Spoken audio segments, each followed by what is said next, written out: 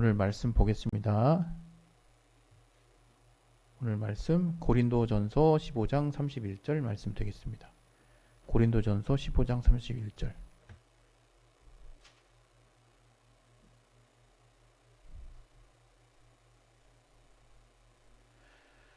우리 다 같이 합독하도록 하겠습니다.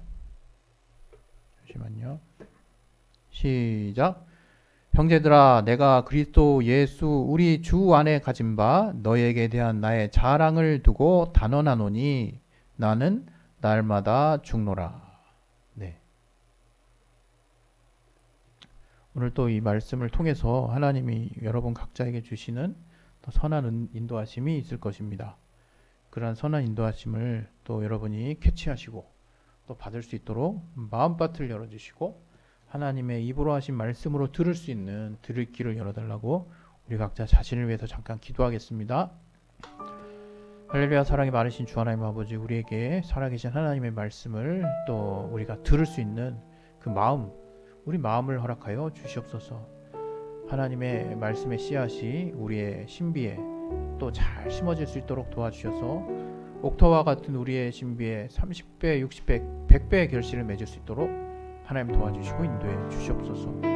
또한 하나님 아버지, 또 앞에서 전하는 또 말씀이 이제 하나님의 입으로 하신 살아계신 하나님의 말씀으로 들려질 수 있도록, 들을 수 있도록 들을 길을 허락하여 주시고 역사하여 주시옵소서. 이 말씀을 통해 은혜를 받고 또 하나님이 우리에게 각각에게 향하신 선한 인도하심을 깨달을 수 있도록 도와주시옵소서. 주께 참으로 감사하며 예수 이름으로 기도했습니다. 아멘. 할렐루야. 오늘은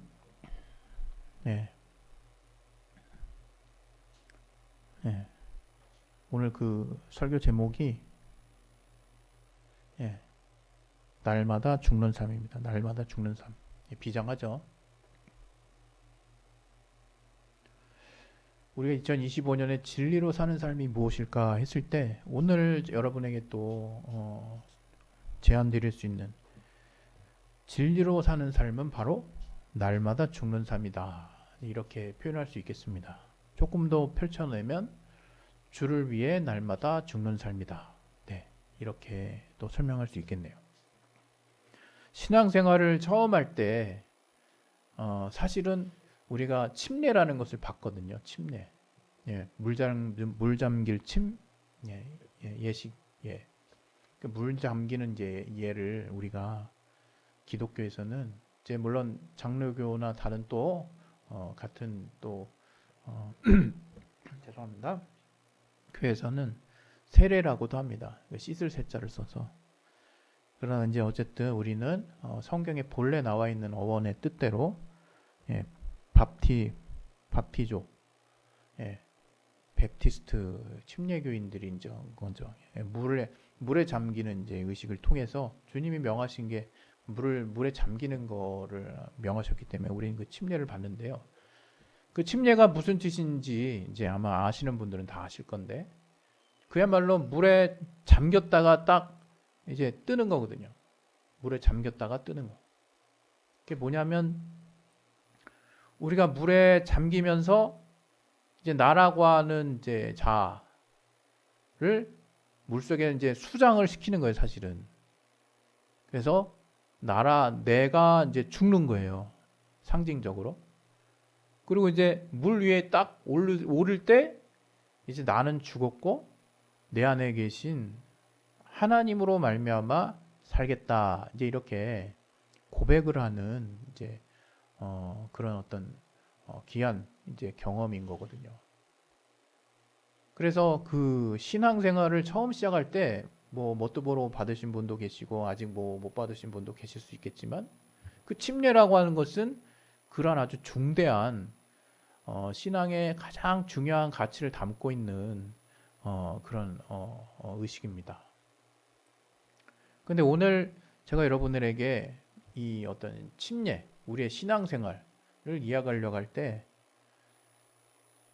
이 날마다 죽는다라고 하는 그 개념이 과연 무엇일까 하는 부분에 대해서 우리가 한번 진리로 사는 삶을 사는 자라면 생각을 해봐야 된다 생각을 해서 이렇게 끄집어냈습니다. 오늘은 또 인생에 대해서 잠깐 여러분에게 또 나누려고 해요. 인생이라고 하는 거 참 어렵죠. 복잡하죠. 쉽게 뭐 단어로는 인생 이렇게 돼 있지만 사람의 삶 이렇게 돼 있지만 사람이 살아가는 것 굉장히 간단하지만 여러분 어떻습니까? 지금 나이에 따라서 인생을 살고 계신데 그 인생이 그렇게 쉽던가요? 예, 결코 쉽지는 않은 것 같아요. 그죠? 인생을 이제 제가 각기 여러분 연한대로 지금 살고 계신데 쉽게 표현하기는 사실 어렵지만 단어로는 굉장히 쉬운 것 같아요. 그래서 그냥 사람의 삶이라고 표현할 수도 있을 것 같고 조금 더 길게 얘기하면 우리 인간의 삶을 어떤 그 유지하기 위한 어떤 다양한 활동들, 그 다음에 그 여정, 또 이렇게 우리가 표현할 수 있지 않을까 싶습니다. 그런데 우리가 그 인생, 그 삶을 이야기할 때 인생을 이야기하는데 사실 죽음을 이야기하고 싶은 사람은 없을 것 같아요. 제 생각에. 사실 죽음이라고 하는 그 내용, 그 의미는 분명히 우리의 인생의 끝자락에 포함되어 있습니다. 포함되어 있는데 정말로 인생을 다 마무리하고 마지막 자리에 위치한 것처럼 제일 끝에 가서 우리가 정말 있는 부분이라 이렇게 그다지 뭔가 그 평생 살면서 죽음을 생각하고 싶지는 않을 것 같거든요. 그래서 우리가 인생 이야기하면 어떻게 하면 잘 살까? 어떻게 하면 행복하게 살까? 어떻게 하면 의미 있게 살까? 어떻게 하면 풍요롭게 살까? 어떻게 하면 올바르게 살까? 뭐 이런 생각들을 하지 어떻게 하면 죽을까? 어떻게 하면 잘 죽을까? 이런 생각 하는 사람 없죠. 예. 그런 사람 혹시 주변에 있으면 빨리 여러분이 정말 함께 위로해 주시고 그 생각 접을 수 있도록 설득하셔야겠죠. 그렇게 우리가 인생, 삶을 논할 때 우리의 삶, 생활, 우리의 생활을 생각할 때 그냥 우리는 정말 풍요롭고 잘 또 내가 원하는 어떤 삶을 생각하지 죽고 싶은 사람은 사실 없는 거예요, 원래. 그리고 제가 누누이 과거에도 계속 말씀드렸지만 연세가 지긋이 드신 분들도 아유 내가 뭐 죽어야지 이제 막 이런 말씀을 하시는 분들도 아주 식사 아주 의욕적으로 잘 하십니다. 그리고 언제든 정말 계속 살고 싶어 하세요. 그리고 병에 걸린 사람 최근에 제가 어떤 연유로 해서 뭘 잠깐 틀었더니만 이게 그 알고리즘이 이제 그쪽 관련된 거면 쫙 틀어줘가지고 이제 뭐 병이 걸린 사람들에 대한 이야기를 이제 올리는 유튜버들의 이야기를 쭉 보는데 좀 짠하죠. 안타깝죠. 그분들 보면 내가 어떻게 이 병을 극복할까 하는 그 극복기를 이제 나름 소망적인 희망적인 생각을 가지고 이제 올리시는 거예요. 참 위로해드리고 싶고 참 힘을 북돋워주고 싶은 분들이죠. 굉장히 용감하시죠. 정말 이렇게 절망적인 어떤 상황에서도 힘든 병을 이겨내시려고 여러 가지를 자신을 다 오픈하시고 이렇게 꿋꿋하게 살아나가시는 분들은 정말 존경스럽습니다. 그런 분들이 정말 이렇게 오늘 내일 하신다 할지라도 이게 뭐 병원에서 날짜가 수명이 정해지는 어떤 사형 선고를 받았다 할지라도 그분들은 정말 그 날짜까지가 아니라 어떻게든 정말 살고자 하는 삶의 의지를 분명하게 드러내시거든요. 이게 어떻게 보면 너무 당연한 것이고 성경적으로도 하나님이 우리에게 수명을 주시고 호흡을 주셨을 때 우리가 이제 삶이라는 걸 살아나가는 거를 우리가 사람들이 그냥 그다지 그게 진지하게 생각하지 않아서 그렇지 누구나 이제 살고 싶은 거예요.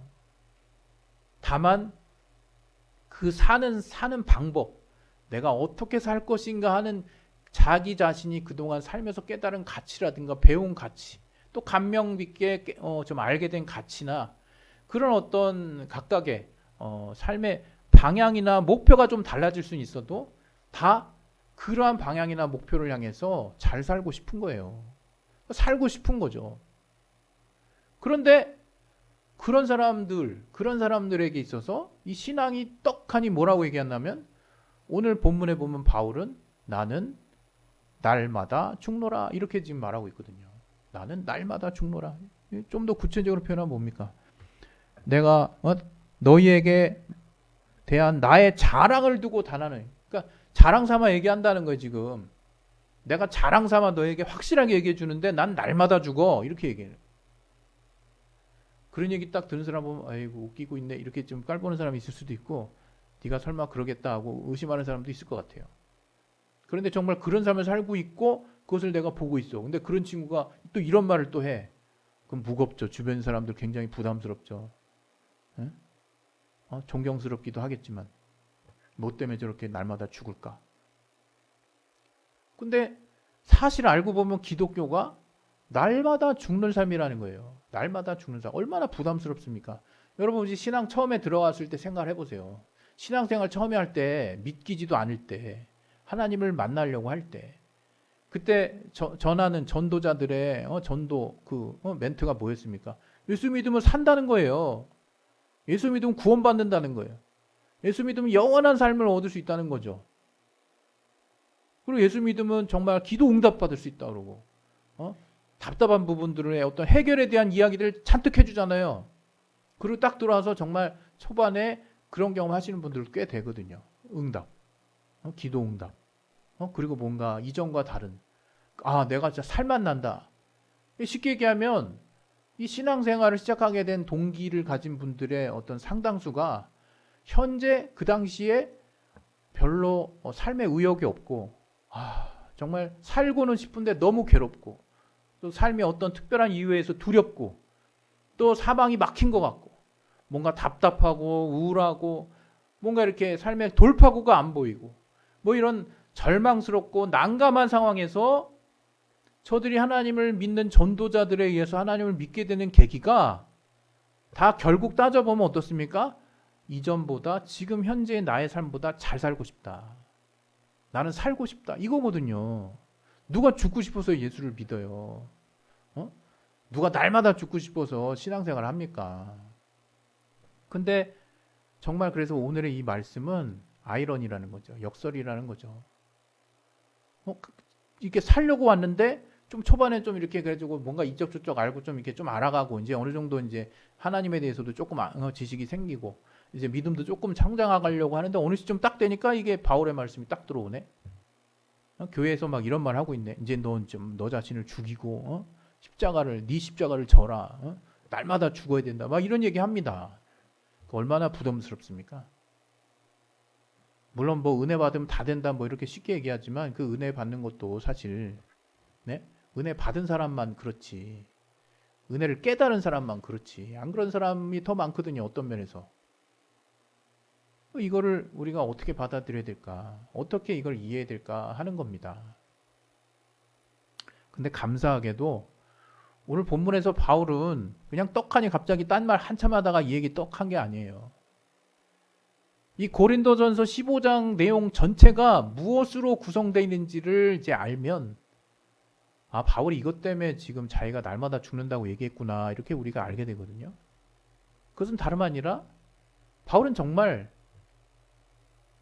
살아계신 주님을 믿었을 뿐만 아니라 그 주님이 이제 내가 다시 오게 되면 하는 주님의 이제 미래 예언적인 그 예언의 말씀들을 확실하게 저가 믿음으로 소유하고 있었고 주님이 이제 그 주를 따르는 모든 자들이 살아서 믿는 자나 또 이미 무덤에 가서 죽어 있는 자나 주께서 다시 오시는 그날에 신령한 몸을 입고 다시 부활할 것에 대한 확실한 믿음이 있었기 때문에 소망이 있었기 때문에 날마다 죽을 수 있다라고 표현하신 거예요. 나는 그래서 날마다 죽는다. 나 날마다 죽는 이유? 왜? 나는 더 나은 영원히 사는 그러한 삶이 무엇인지 주님께 이미 들었고 또 주님이 그 삶을 약속하셨고 그러한 주님이 우리에게 본처럼 보여주셨던 이 땅에서의 삶이 그분 스스로도 날마다 죽는 그런 삶의 본을 우리 모두에게 보여주셨기 때문에 나도 그 주님을 따라서 날마다 죽어보는 거예요. 다시 말하면 바울은요, 염세주의자나 절망이 가득한 사람이 아니었어요. 그 누구보다도 소망이 풍성하고 믿음이 풍성하고 미래에 대한 자기 삶에 대한 또 더 오래 더 잘 풍성하게 살고 싶은 그런 사람이 바울이었습니다. 바울은 그래서 다른 어떤 예수님의 제자들과 달리 저는 뭐랄까요? 그걸 뭐라 그러죠? 자기 먹거리를 이렇게 텐트 메이커라 그러죠. 천막을 치는 그 자기 업이 있었어요. 다른 사람은 다 업을 때려치고 주님을 쫓았지만 바울은 자기 업을 가지고 자기의 가진 수중에 있는 경제력을 가지고 자기가 가진 능력을 가지고 주님을 전파했다 이거예요. 저는 정말 여러 가지로 정말 부족함이 없는 사람이었어요. 바울을 보면 바리새인 중에 바리새인이라고 그러고 또 로마 시민권은 나서부터 얻었던 자죠. 그러니까 노예도 아니야. 그 엄청난 사실 그냥 가만히만 있어도 저가 유대 사회 안에서 또 로마인으로서 누릴 거 다 누릴 수 있었던 사람이거든요. 근데 바울 신서들을 보면 바울 서신들을 보면 저가 예수 믿고 나서 얼마나 큰 핍박들을 많이 받습니까? 자원에서 받죠. 거의 진짜 본인이 설명하는 것처럼 진짜 죽으러 가는 것 같아요. 이 성경에는 안 나왔지만 바울은 나중에 순교했다고 전해지고 있습니다. 주를 믿는 믿음을 끝까지 전파하다가 이 로마서 보면 어쨌든 로마 감옥에 압송돼가지고 뭐 마지막 끝부분은 잘 안 나오지만 바울은 결국 순교했다고 나오고 있거든요. 저가 이렇게 그냥 그 시대에 뭔가 모든 어떤 부라든가 경제적인 거 또 학술적인 거 태어나서 이렇게 수위 말하면 금수저라고 그러잖아요. 그런 모든 것들을 다 갖췄음에도 불구하고 예수를 제대로 알고 나서 그거 다 때려치고 진짜 죽는 삶을 살았거든요. 바울이. 왜 그랬을까? 분명히 우리가 알아야 되는 것은 바울은 염세주의자가 아니에요. 세상을 혐오해서 나 세상에 더 이상 볼 거 없어. 여러분 신앙 가질 때 이거 정말 조심하세요. 이 땅에 사람 그지같이 살면서 나는 저 나라를 꿈꾸는 사람이야. 이 땅에 살면 나한테는 관심이 없고 나 이 땅에 욕심이 없어. 난 그 나라를 꿈꾸는 이러면서 이 땅에 사람 그지같이 사는 사람 있죠. 절대로 여러분 현혹받지 마세요. 이 땅에서 열심히 안 사는 사람이 어떻게 그 나라에 대해서 열심히 산다는 말을 할 수 있습니까? 저는 믿기지가 않습니다. 물론 하나님의 특별한 부르심에 의해서 갑자기 이 땅에서 뭔가 누렸던 모든 것들을 다 때려치고 오지로 가가지고 선교활동 하시는 정말 훌륭하신 선교사님들이 계세요. 그런 또 믿음의 선진들이 계십니다. 그러나 그 얘기를 하는 게 아니라 노력도 안 해 살면서 그지같이 살아 정말 정말 본의 하나도 안 돼. 그리고 정말 뭔가 삶을 주었을 때 저 사람 살고 싶은 사람 마저 할 정도로 대충 살아요. 근데 막 그냥 교회에 가서 믿음 가서 막 그냥 뭔가 찬양 열심히 하면서 난 주를 위해서 살기 때문에 이 땅의 것들은 다 그다지 크게 욕심이 없다. 필요가 없다. 이렇게 생각한다. 그래서 난 이렇게 사는 거다 얘기하지만 얼마나 그 사람의 말을 믿을지 모르겠어요. 사람들이. 왜 사람이 흔히들 그런 얘기를 하잖아요. 하나를 보면 열을 안다고. 정말 바울은 열심히 살았던 자지만 그것들을 다 내려놓고 이제는 더 열심히 사는 거예요. 왜? 더 확실히 내가 영원히 살 수 있는 길이 뭔지를 이제 저가 확고하게 알았기 때문에 그 부활이라고 하는 정말 다소 그 시대 사람들조차도 아직 경험해보지도 않은 영역. 그러나 바울이 그동안 하나님이 계속 이 땅의 삶을 살면서 응답해 주시고 깨닫게 하시고 깨게 하시고 그 다음에 사람들 가운데 하나님이 함께 하시는 이적들을 계속 보여주면서 저가 체험한 그 믿음의 단단히 정말 세워진 그 공력, 그 믿음의 공력으로 인해서 저는 그 믿음의 자기 안에 하나님과의 풍성한 교제로 인해서 이제 부활을 확실히 믿고 저가 더 확실히 살기 위해서 이제 날마다 죽는다고 표현했다는 거예요. 여기에 여러분 포인트가 있는 거예요. 우리가 신앙생활 할 때 주를 위해서 헌신하고 주를 위해서 나를 죽고 하는 것들을요. 약간 슬픈 모드, 그 다음에 손해 모드, 그 다음에 뭔가 빼앗기는 모드로 그렇게 하지 마세요. 신앙생활. 내가 뭔가 빼앗기는 것 같으면 하지 마세요. 차라리 안 하는 게 더 신앙적으로 유리하고 더 나아. 신앙적으로 더 건강해요. 그러나 뭔가 하나님에서 내가 뭔가 빼앗기는 것 같고 뭔가 정말 헌신한다고 해서 나를 다 드리는 어떤 마인드로 가는 거. 애시당초 주님은 우리를 진단하셨습니다. 죄인, 우리 중에 의인은 없다고 얘기하셨어요. 생각해보니까 우리가 살다 보니까 정말 그렇거든요. 그래서 주님이 우리에게 사는 방법을 알게 하신 거예요. 그게 뭐냐? 날마다 죽는 삶. 날마다 죽는 삶. 바울은 부활이라고 하는 분명한 목표를 향해서 날마다 죽는 삶을 택했어요. 위대한 믿음이요? 또 위대한 믿음의 선진입니다. 그냥 여러분 지금 현재 부활의 믿음이 여러분에게 확실하지 않다고 해서 실망할 필요 없어요. 한번 이제 침례가 이제 내 뜻대로 사는 게 아니라 이제 나의 옛사람은 죽었고 이제 물 위에서 올라올 때 내가 주님이 내게 알게 하시는 삶, 또 주님이 내 안에서 살아가실 수 있는 삶을 내가 살기로 작정했다면 하나씩 둘씩 시도를 해보는 거예요. 어떻게? 주님이 사시게 하는 거, 내가 죽는 거. 내가 죽는 게 뭘까? 간단합니다. 내 생각, 내 욕심의 많은 부분이 주님이 우리에게 그 당시, 그때, 그 사건이 일어날 때, 그 어떤 이벤트가 일어날 때 주님이 다르게 이야기하실 때가 있고 다르게 깨닫게 하실 때가 있고 다르게 내게 감동을 줄 때가 있어요.